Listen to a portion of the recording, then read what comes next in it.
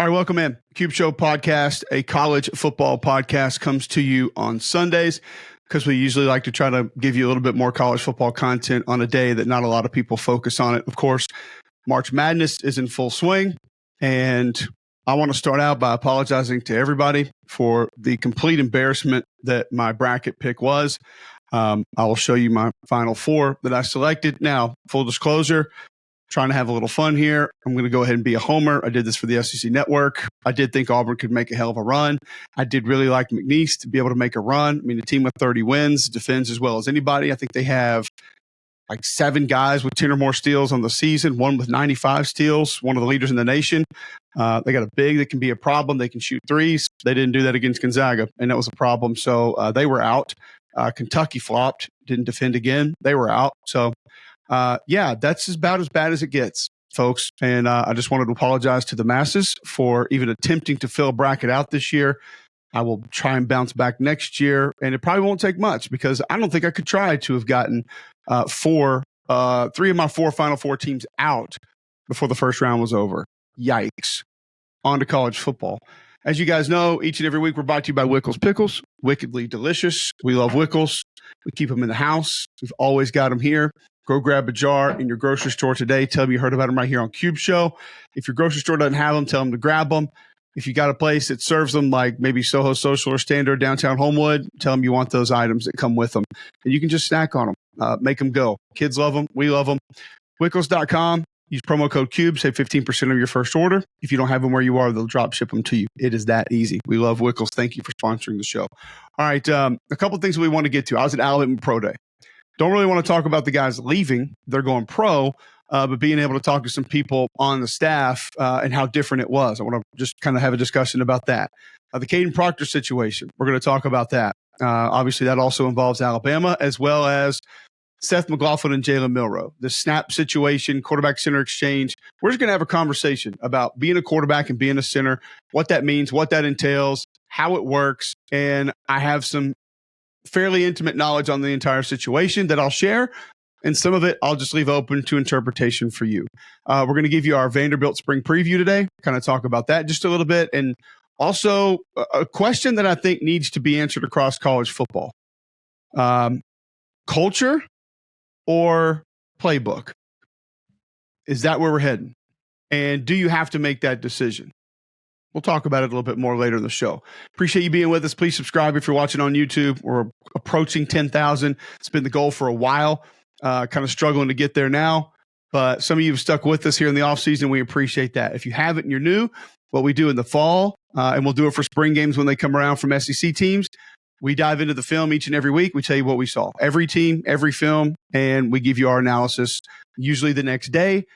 With 2 more teams being added next year, it's going to be tough. It's probably going to end up being a lot of Mondays. But either way, we appreciate you being with us. Thank you so much. Let's just start with the Kadyn Proctor situation because there are a lot of people that are angry at this and mad at this. Kadyn Proctor committed to Iowa, decommitted, commits to Alabama, enrolls in Alabama, plays as a freshman, had a decent year. He got thrust in. I don't think he was ready to play. I physically don't think he was ready to play. I don't think his weight was exactly where it needed to be for him to be able to go play. And talking to Amy Bragg, who was the former nutritionist for Alabama, who's not there anymore, not recently, but last year before the season and during the season, they had to work hard to get him to 360 to be able to play. That's a tough place to live at tackle, just to be honest with you, because there's a lot of quickness that's involved there, especially in this league against some of the edge defenders that you're going to see. Did he do some good things at times? Sure. Does he have a lot of ability? Absolutely. But he had some rough spots along the way. So then he hits the portal as soon as Nick Saban retires, and he commits to Iowa. He's at a basketball game. He talks about how guys kept in touch with him and how they rooted him on when he was struggling in the SEC, whatever it was. There are a lot of people that accused tampering at that point. I don't necessarily believe that in and of itself was tampering. Could there have been? Maybe. I don't know. I think there's tampering all over the place. So if you think your school's not doing it, you're a fool. But then he's at Iowa. And then all of a sudden, the reports coming out the day that Iowa starts spring practice that Kadyn Proctor is going to hit the transfer portal again. He posts some Michael Jordan I'm back thing on his Instagram story and apparently is going to come back to Alabama. So there are a lot of things that come with this. Now, people think that he stole money from the Iowa collective, that, he's robbing people of his NIL money. Did he get a little bit based on what I'm told? Yes, but there wasn't a large sum that was utilized to be able to get him there. And then he just up and decided to go.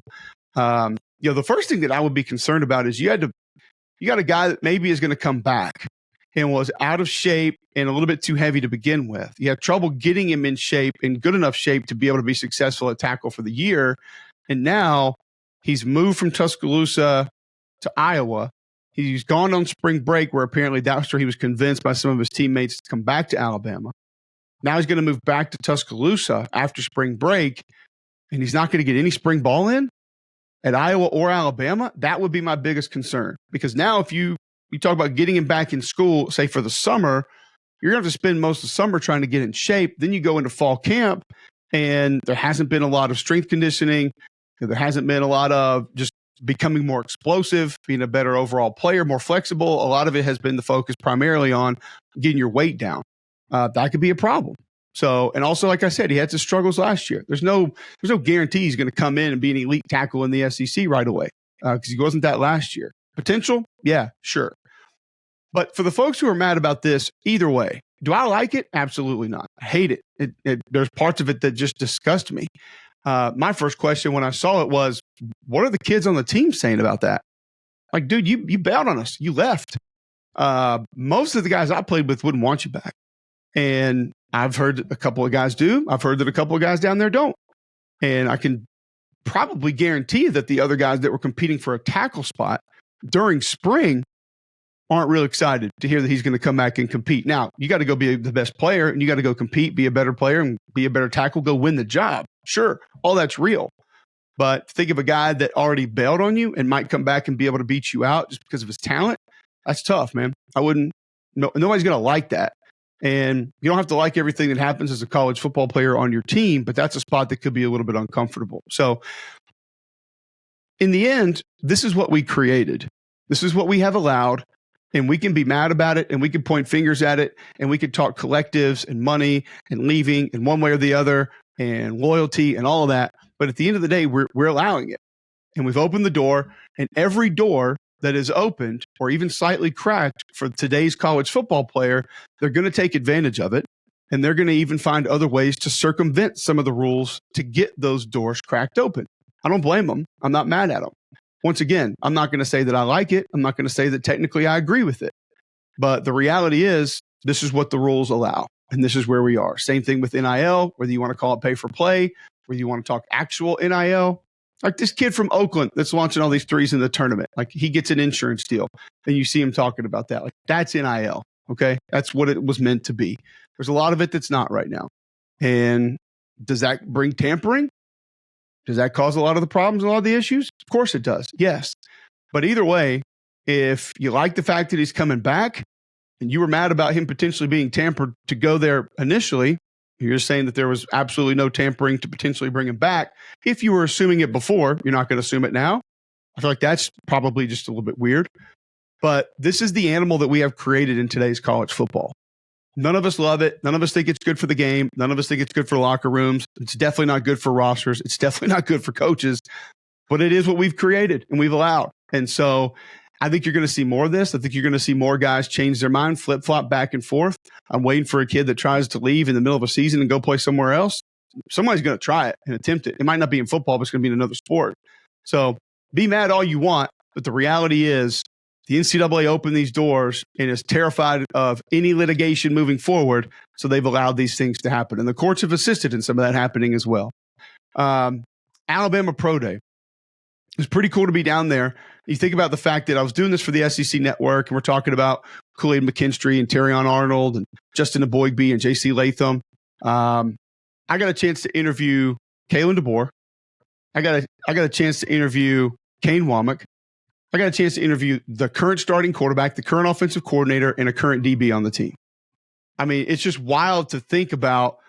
That's how different things are right now. That probably hadn't taken place in every other pro day combined under Nick Saban at Alabama. And whether you hear about the music at practice, whether you hear about the way things are happening as far as conversations in the hallways, I can tell you this, and I'm not saying that this is good, bad, or indifferent. The vibe is different inside that building. And I think part of that is going to be a positive. I think part of it, moving into where today's college football is, can assist in keeping guys happier, can make guys want to go play harder.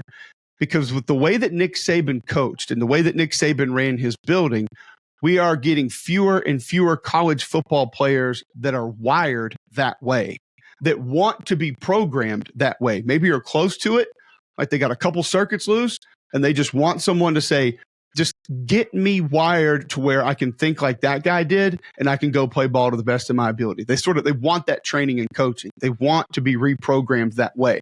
There's not a lot of dudes like that today, man. There's just not a lot of guys like that anymore. There's damn sure not anywhere near as many guys like that as there were 10 years ago, 20 years ago, 30 years ago.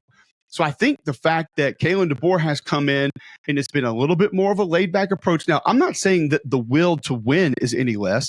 I'm not saying that the work required is fewer or not as intense. I'm not saying that the practices are going to be easier. I'm just telling you that the vibe in the building is a little bit more laid back. It's a little bit more friendly, so to speak. I think some of the recruiting strategies are a little bit different, and you're seeing it begin to work in their favor a little bit more. Now, are they going to dominate the recruiting landscape the way that Nick Saban and his staffs did for 10 years plus? Probably not. But do you have to be that dominant if you come in and coach guys up in a little bit of a different way? You're still going to have the ability to go out and win some games. So I thought it was cool to be able to talk to Nick Sheridan, the offensive coordinator, about his vision with Jalen Milroe and how they're going to build things around their players. It's one thing Kalen has always done, whether it's been Jake Haener, but it's been Ronnie Rivers, whoever it's been, Michael Penix, when Dylan Johnson got healthy. You've seen, and I'm not talking year to year, I'm talking inside of a season, offenses have molded and moved in different ways.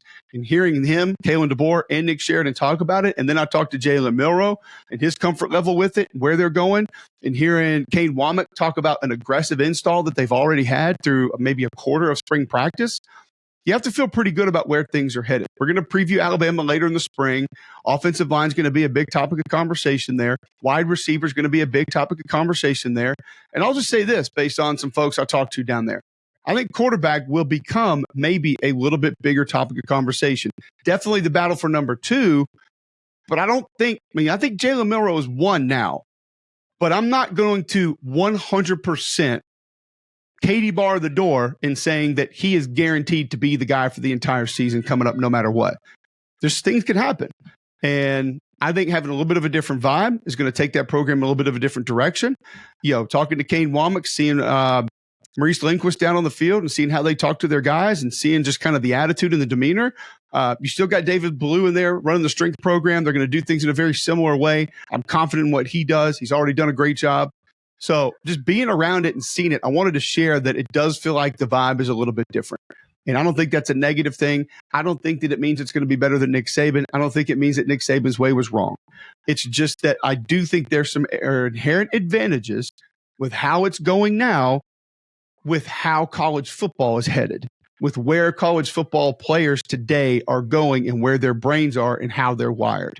It could just be something that allows them to have more success than some people maybe believe Kalen DeBoer will have in Tuscaloosa. So talking to Jalen Milroe, and none of this comes from him because I didn't directly ask him about it. I didn't think it was fair to ask him about this situation right then, right there. But did have some conversations with some people there, have had some conversations with some people that were around the program last year. This whole snap thing with Seth McLaughlin. I played center at Auburn, 96 to 2000. We ran some gun. And we ran silent count where it would be on football movement. We ran some where it would be verbalized. Quarterback would say go, and I would snap the football. I used to look down, and the quarterback would lift his leg up, and that would be our indicator. There were other times where either a guard could look back, and we would do things in a different way. We can do it that way. Were there times that I looked back, and the quarterback lifted his leg and then tried to change something I didn't hear him, and we had a bad snap? Yeah, absolutely. Were there times that the snap was just off target? 100% yes. But I'm just going to try to take you inside how this should operate. Now, I never went on the clap.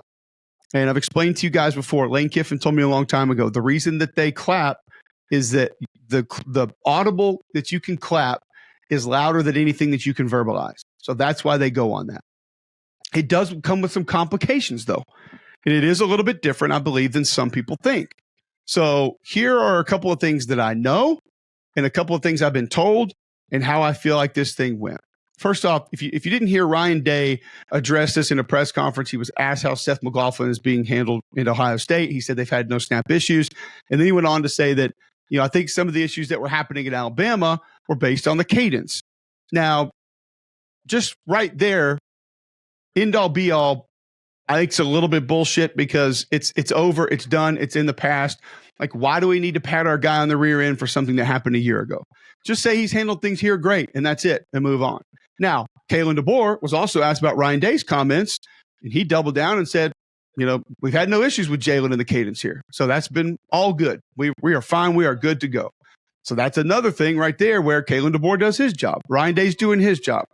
Folks, we are entering the era of more he said, she said in college football than we've ever had before, ever in the history of this game. Because now you have players that are leaving one place and going to another place. And it's not just their exact experiences, it's their feelings that are going to be shared in different places. And when emotions come involved, things get exaggerated. And when emotions become involved, anger a lot of times is something that ensues and that can drive you to discuss things in a little bit of a different way. You guys all know text messages with your wife, with your friends, with your girlfriends. What do we do when we read those text messages? We put our interpretation on it. So when a guy that played one place goes to another place and tells a coach, this is how it happened, and it doesn't come out real positive, that coach is going to put another interpretation on it of, that guy must have been a bum. That guy was screwing up all the time. That guy doesn't know what the hell he was doing. This he said, she said is going to be as inflammatory as it has ever been. Guys going to their new schools are going to want to impress their coaches. And if they don't know anybody on that other staff and kid A comes in and says, this is how that went, the coach doesn't have anything else to go on. So he's going to believe him. He also might want that player to be a good player on his team. So he's immediately going to defend him. So you can see where this back and forth is going to get really complicated. Now, a lot of these coaches do know each other. And a lot of guys know guys on other staffs, and they'll be able to quickly figure it out. But if it's players that they need and want to be able to come in and succeed, then they're probably going to go out of their way to try to help them. Some of it may be legitimate information. And I do think some of what Seth McLaughlin has told Ryan Day is legitimate information.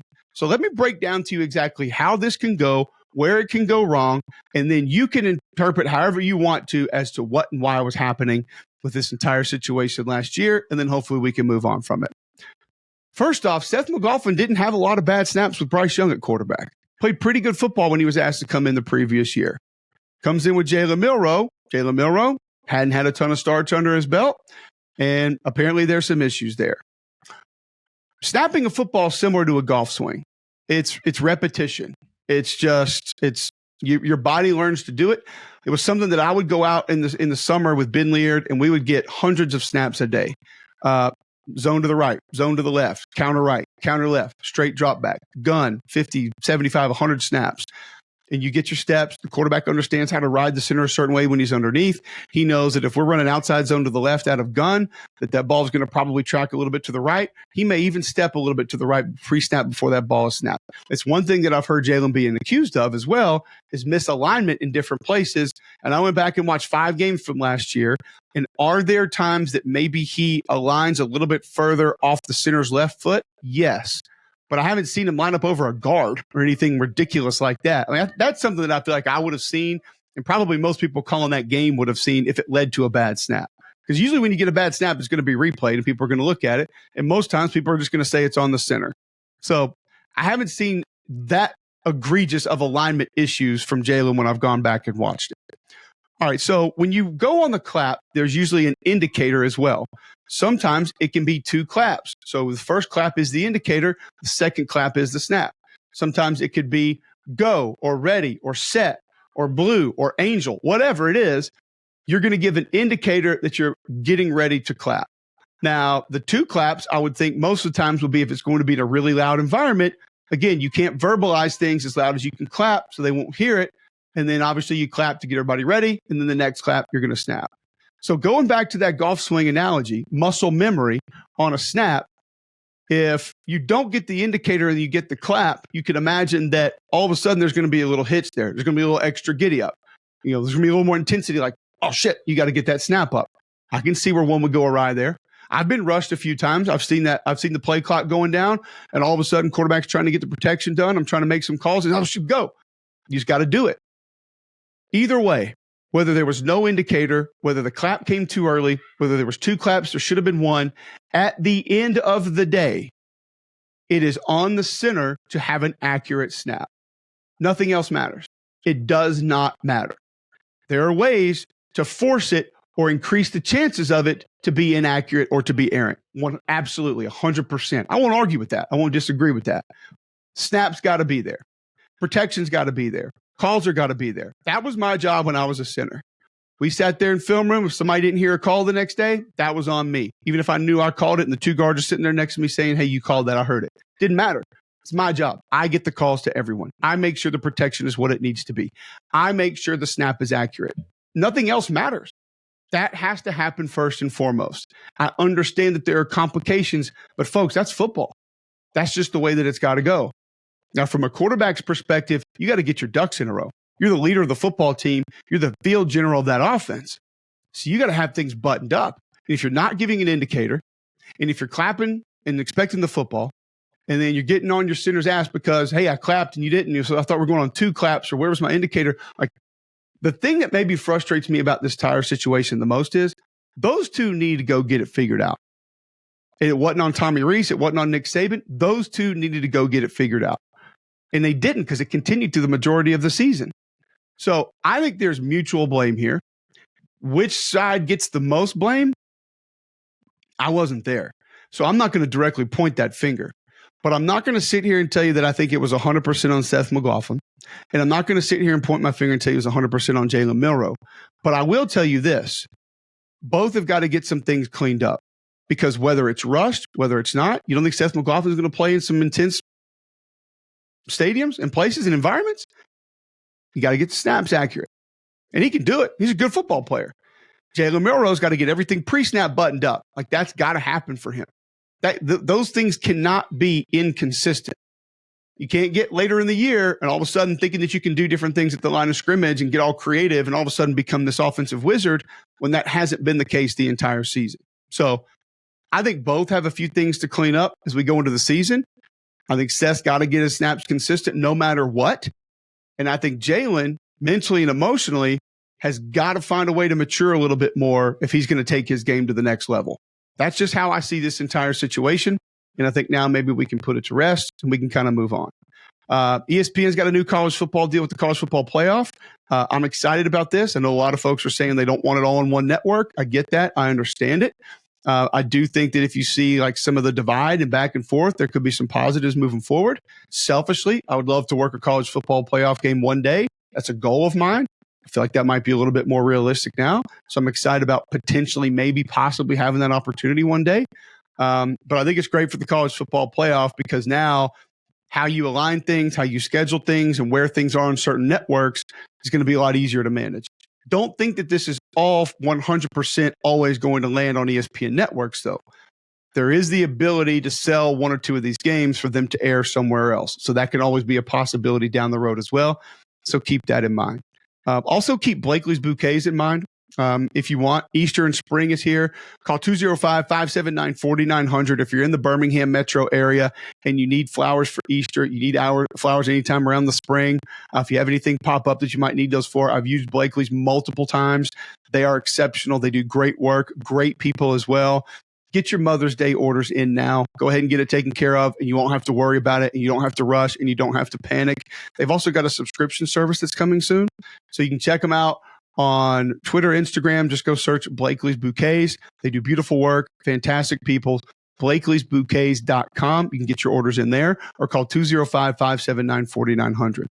So we've talked center quarterback exchange. We've talked transfers. We've talked Alabama Pro Day, kind of what's different inside of that environment. And one of the things that I've kind of noticed with Alabama and what was a little bit different is the culture seems to have changed a little bit. And it's not that it's less regimented, it's just regimented in a little bit of a different way. It seems to adhere to today's college athletes just a little bit more. And before we go into Vanderbilt, it kind of got me thinking about, is this where we're headed? Do we have to make a decision here? How important is culture moving forward? You think about a guy like Billy Napier. It's one of the things that I love about him. He's a big culture guy, and he wants everything inside that facility to be built on that culture. Everybody's got to be on the same page. We've got to be pulling in the same direction. We've heard Brian Kelly talking about alignment, right? We got to have NIL. We got to have the fan base. We got to have all the players, all the coaches, all pulling in the same direction. And I'm not saying that you can get away without having that. But I do wonder if a lot of the folks that have kind of built what they have been successful with in the past on culture and everybody being on the same page and sort of developing the mindset and the personality and the attitude to all be the same. And that's what's going to sort of pull us forward. Is that as important anymore? Should it lean more towards X's and O's per se? Because if you're going to have guys that are in and out of your program, if you're going to get a graduate player who comes in and has 1 year that can help you, how much does the culture matter? And I'm not saying that a negative culture or a bad culture or guys that are just running rampant doing whatever the hell they want can be a positive. But my point in this is that if you put a ton of equity into building culture and some of it forces you to subtract a little bit of football, X's and O's, alignment, assignment, audibles, checks, realizing, seeing different things, understanding situational football. Is that something that, are you getting a return on that investment with that equity that's put in? I think it's a really interesting question moving forward, because you look at a team like Ole Miss, who we all think is going to be in the playoff and make a deep run in the playoffs this year. I don't think Lane pushes hard and goes out of his way to try to develop some mythical culture or magical culture. He's got a system and a scheme that works, and he wants talent to be able to put in it. He expects you to show up and do what you're supposed to do, and then you go make plays. It's the reality of it. You look at Clemson. They haven't been able to stay on the plateau that they were on for a while, and a lot of what Dabo built was around, sort of that culture, family, little old Clemson, us against the world. Now, they had some hella talented dudes for a while that were helping them do it, but that was where a lot of the equity continued to go. A lot of the effort continued to go there. A lot of the investment in the program still went there. And I'm not talking about investment necessarily from a financial perspective, but whether it's, team meetings, leadership meetings, different councils on your team, hearing different people come and speak, is that going to be important moving forward? Or if you're getting a player in from another program, maybe they came from a great culture. Maybe they came from a better culture. Maybe they came from a bad culture. Are you going to be able to mold that in 1 year, 2 years? And then the guys that you have in your program that you may need to help you on the field that are going to leave after a year or two, would it have been more beneficial to avoid some of the culture discussions or some of the attitude discussions or leadership discussions and just primarily put some of that on football? Because then maybe they get in there and they help you a little bit more in that spot right then, right there. I'm not saying either way is right or wrong. I'm saying that it does feel like we're heading down a path now where a lot of the folks that we have heard going back to Butch Jones at Tennessee with the slogans and the statements and the we're this and that, and we do it this way and that, and we're going to sit and talk, and all these guys are going to get in front of everybody. I don't think it's ever going to go away to an extent. But I'm just wondering that moving forward, maybe on the investment scale, are we beginning to maybe slide a little bit more of our investments over to the X's and O's and the football and the understanding and the film and how to line up and the technical fundamental portion of what we're going to do on Saturdays? Because if we're going to a more mercenary style anyway, it feels like that's the investment that would probably pay off for you at least more quickly. Because if you're going to get a guy in for a year, or if a guy's only going to stay with you for a year or two, you need him on the field on Saturdays to help as soon as possible. And I think that there's a little bit of that in Vanderbilt as we roll into sort of their spring preview.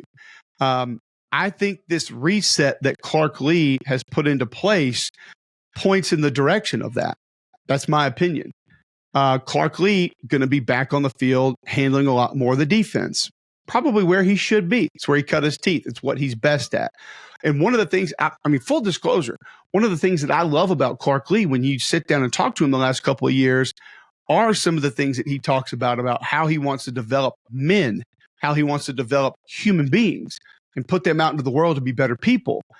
And like Jordan Rodgers and I had one of their games, and we sat on the phone for 30 minutes after we met with Clark and being like, how cool is it him talking about this and talking about that? And like our tribe does this and that, and this is how we help one another. I wrote a bunch of the sayings down. I've got a book of coaching quotes that I keep for my kids one day that I write down. I'm just going to give that to them one day. And he had like 5 or 6 things that I wrote down in there just from the one conversation. I loved that part of it. But now I wonder if that development portion, and you look at the players that they've lost. I mean, Anthony Steen goes to Alabama and starts. Ray Davis goes to Kentucky and is super successful. You can't keep losing these guys like this. Now you've got Justin Ball is out. Will Shepard's going to Colorado. DeRicky Wright's going to Texas A&M. Nate Clifton, defensive lineman, is going to USC. Walter Taylor's going to Colorado. A.J. Swan's going to LSU. Savion Riley's out. London Humphreys is going to Georgia. Jaden McGowan's going to Boston College. I mean, on and on and on and on and on. You can't keep helping these other programs with that amount of equity put into the leadership portion, the personality portion, the attitude portion, the culture, if you will, and then just handing it away to these other programs. And it has to become easier for guys who are coming in to be on the same page. And I feel like Clark is heading that direction a little bit. I love the hire of Tim Beck as offensive coordinator. Auburn fans, you saw exactly what he's capable of with New Mexico State last year, as well as Diego Pavia, one of the guys we're going to talk about in a second. I think it is a very simple offense to play in, but it is a very difficult offense to defend. It is the ultimate, we are going to take what you give us offense. And it requires a little bit of quarterback run, some by design, some by option, sometimes just because it happens to be there. But it's an offense that is going to spread you out. It can be physical downhill. It's going to take advantage of things out in the flat when you don't cover it. It can attack you down the field. It can work the middle of the field. It can literally hit you anywhere and everywhere. But it's not necessarily – it's not a high-risk offense. It's the level of difficulty with a lot of the things that are asked, specifically from the quarterback and skill players, are not where they are in some other offenses. A lot of the movement and a lot of the alignment, the formations force you to be in conflict in different ways. And whichever one you pick, they're just going to take the other one and go that direction. If it's a 17-play drive, fine. If it's a 1-play drive, cool. I love the offense, and I like what he does with it. And I like bringing in Jerry Kill, who I think is awesome if you've ever had a chance to be around him. So now Clark Lee knows he's going to step away from that head coaching portion of it a little bit. So he brings another head coach on staff with him that also knows that offense. I love the fact that Clark Lee can step back a little bit and say, I'd like to have another head coach on staff that can maybe say, hey, man, we did it this way or we did it that way. I appreciate that. And I'm anxious to see what Clark can do with the defense. One other thing, though, that I think is going to be big for Vanderbilt is Robert Steiner coming in as a strength coach. This is a team that's been pushed around for a long time. This is a team that has looked gassed late in the season, even before Clark Lee was there. And even though depth is still a bit of a concern for Vanderbilt right now, I think Robert Steiner coming in, he's been at Notre Dame, he's been a couple stops in the SEC, UCF. I think he can help with that. Go a little bit of a different direction with performance as opposed to just strength. And I think there'll be more of an emphasis on that. So offensively, Diego Pavia comes in for New Mexico State. This kid is a freaking bulldog. 2,973 yards passing, 26 touchdowns, 9 picks, 923 yards rushing, 7 touchdowns. You saw him in the bowl game 2 years ago. You saw him go down and beat Auburn in Jordan-Hare Stadium. 2-time wrestling state champion. He's as tough as they come, as physical as they come. Like, he is the ultimate, I want that guy on my team. I despise that guy if he's not on my team. Now, there's a lot you got to wrangle in with him. The game that I had against UTEP, I think they're up 21 points in the fourth quarter, and he's throwing go balls. Like, can't have that. Not something that can be real. You can't go pee on your opponent's logo and film it and post it on social media on their practice field, like on your rival's logo. Like, that kind of stuff's got to go away. I think having Tim Beck, having Jerry Kill going to help with that a lot. So is it a little bit of a risk to bring him in from a personality perspective? Yes. But you bring in other people around him that I think can help manage that and corral it. If they can get this dude on the field just playing football, he can win you games. And is he super consistent? No. Is he the most accurate? No. But God almighty, he's a competitor. And he's a guy that you want on your team. Nate Johnson comes in from Utah. A little bit more wiggle than, say, a Mike Wright had when he was at quarterback. A guy that can help you with his legs. 499 yards passing, 3 touchdowns, no picks. 235 on the ground, 4 touchdowns, and very limited action. But we've seen him in some big level competition do some good things. Blaise Berlovitz also comes in for New Mexico State at quarterback, so he knows the system, knows the scheme. So I saw some of those quarterbacks that were out. Now we got new quarterbacks that are in. They know the system, and you got some competitors, highly competitive guys who are going to be able to come in and potentially help with that offense. Cedric Alexander at running back, 371, 4 touchdowns last year. I think AJ Newberry can help you as well. I think you're fine at running back right now. If you're Vanderbilt, I think you're good. Wide receiver, yeah, you lost some super talent. You'd love to have Will Shepherd there. I mean, the ultimate 50-50 ball guy. But I think Junior Sherrill had a pretty good year, showed some signs. Quincy Skinner needs to get, a little bit more consistent, but he's a guy that I think can help. The thing that I don't like are the tight ends that you lost, because that's a position you've been pretty good at for the last few years. You've continued to lose those, and I don't know if they have the same kind of guys there. Offensive line, am I concerned? Yes. Was it bad last year? Yes. Chris Klinakis comes in as your offensive line coach. He was at Nevada with Chris Alt. He was at Louisville when Lamar was there. He was at Liberty with Hugh Freeze. A lot of the Q run, a lot of the spread stuff, RPO game, like he's been involved in a ton of that. Pistol, been involved with a ton of that. I think getting him in to give you a little bit of a different voice in how some things are designed is going to be really valuable for Vanderbilt. Once again, I think this spring is less about the actual players and more about the actual football, as far as what can they get installed, how can they install it around their guys, what can everybody adapt to, and going further with the actual X's and O's that potentially are going to be run this fall. Because I think now you bring in a scheme that is designed to out scheme on a regular basis. It's not there to rely on talent. And you got some guys that have run it before and know how to do it. And this is a group that's got to improve no matter what they run. They could go hurry up, they could go triple option. It doesn't matter. The offensive line's got to get better. You do bring in Stephen Lasoya from Mississippi State. He's played some high-level football. I think he can help. They give you a bigger, more physical body there that could potentially be somebody that helps push some folks around. You also get Jeremiah Dillon from Ole Miss, 6'1", 180, kid who can run. Maybe he comes in and helps at wide receiver as well. So my focus is going to be on how these kids adapt to what they're putting in more so than who shows out in the spring, if that makes sense.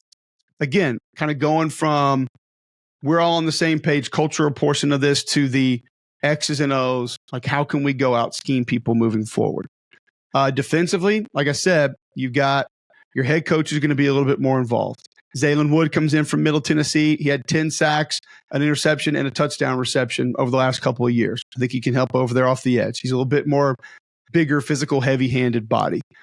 Langston Patterson's back, had a ton of tackles last year. I mean, when you put Vanderbilt's film on, 10 was making plays on a regular basis, flying around. Having him inside this defense is going to be big at linebacker. You go get Keandre Snyder from Purdue, again, who's a bigger, more physical edge, 262 pounds. I think he's going to be able to help. 6.5 sacks in 2 years at Purdue, behind some pretty good pass rushers, by the way. So I think he's somebody who fits sort of where they want to go with this newer scheme, a little bit of a different scheme defensively. Corner is a spot I think they're greatly going to be upgraded. Want to get a little bit bigger there. So you go get Marlon Jones from Eastern Washington, 6'1", 188. You go get Colby Taylor from Wyoming, 6'3", 185.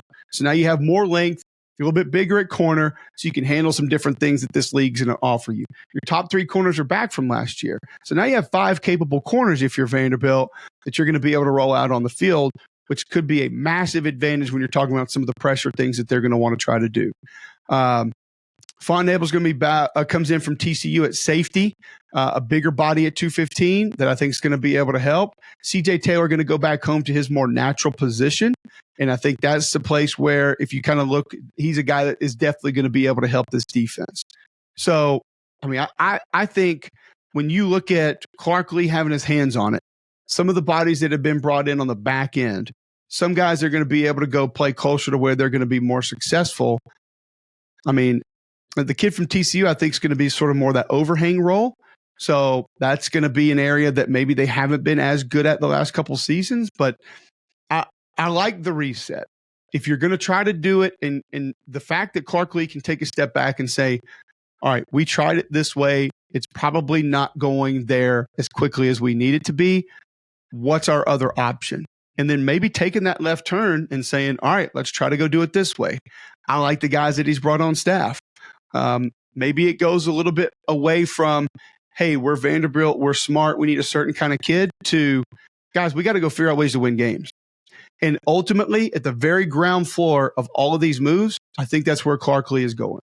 I think he's getting away from, this is how Vanderbilt's always won, this is what it needs here, this is the personality type, to what in the F do we have to do to win a couple football games?